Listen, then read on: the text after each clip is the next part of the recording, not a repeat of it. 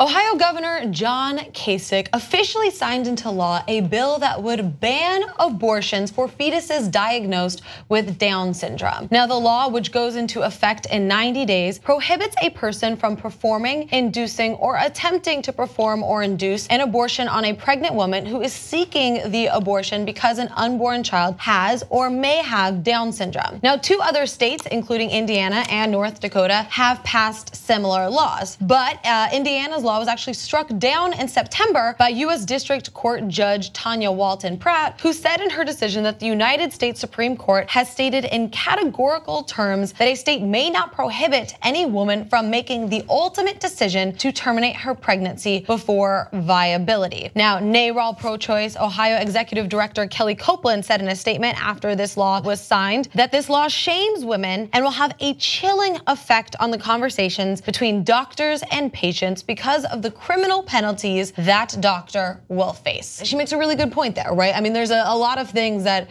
come into play when we're talking about this particular story, including the fact that, you know, if a woman says, I want to have an abortion, period, then she can have it. But if she finds out that the fetus has Down syndrome, then the doctor is culpable, which creates a really treacherous relationship between the doctor and the patient.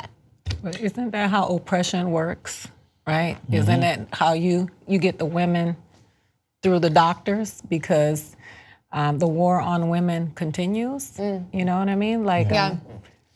So, look, folks that have loved ones who have Down syndrome, they're very concerned about this, understandably so, and they think it's certainly not right to abort on that alone as a factor, and that's a perfectly great point and should be recognized as such. But that is up to the woman to decide. So I'm not going to get between her and her doctor. I'm not going to get in that room. I'm not going to make that choice. I think it is deeply morally objectionable to try to make that choice for anybody. And so we shouldn't even be in the room. Why are we peering into their private lives and having the government trying to make decisions for them? And this from the people who claim they're against big government. It's a lie, it's a lie, it's a lie. They love big government when it's controlling women. That's right.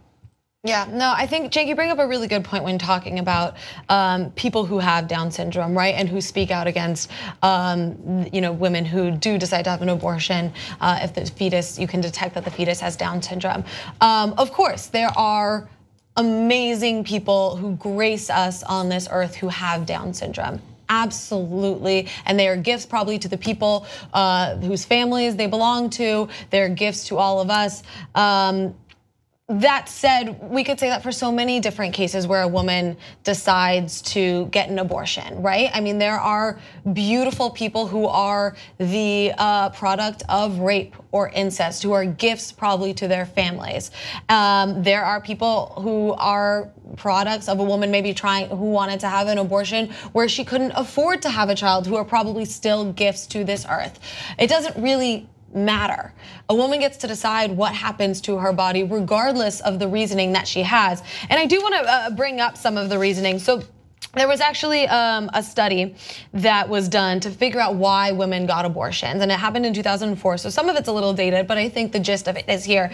And the biggest reason that women get an abortion is having a baby would dramatically affect their life, and they're not ready for that, whether it be their education or their career. They can't afford a baby now. Maybe they're a single mother or they're in an abusive relationship and things like that.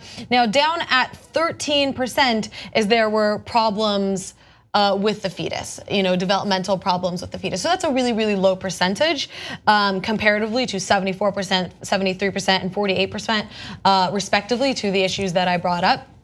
That said, it should not matter, and by enacting this sort of bill and enacting this law, it becomes a slippery slope of when we get to say what is okay? When can a woman have an abortion? When can we allow a woman to have agency over her own body?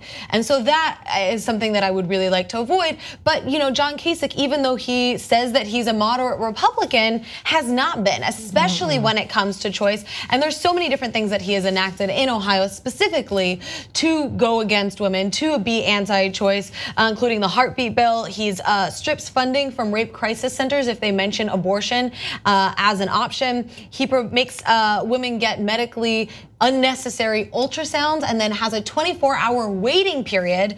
And then they require parental consent for all patients under 18. And they've also removed funding for, tried to remove funding for Planned Parenthood and force women to bury or cremate aborted fetuses. He is not a moderate. He is anti-woman, and this is extreme.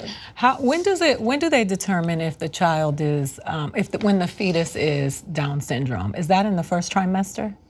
I don't know the exact. So I'm sure that it varies. I'm not sure about the exact week that they do that. But Down syndrome is not the only thing that they can determine about a fetus. The different issues that most of the 13% I imagine is what I've heard a lot from women, which is it didn't have a heartbeat, it didn't have this, it didn't have that. There was many. It was never going to get carried to term. Right. And in some of those states where it's a verifiable scientific fact that it's not going to be born. It's not going. And they're like, nope. You still need to carry to term and and it's not even going to make it to term, but you need to have a miscarriage or you need to have a stillbirth. Yeah. Oh, come on, get out of the room, get out of their lives. And a lot of it has to do with economics. The same people who are so anti-abortion are the ones that are anti-welfare, that are the ones that are anti-poor people who cannot afford to have these children. I had a baby young.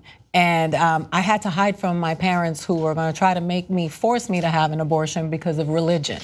And they said I was going to hell and they were going to force me to have an abortion. But up until I got pregnant, they were anti-abortion. Of course. They were anti-abortion, and I was going to hell for having premarital sex. And then I was going to hell for bringing a baby into this world.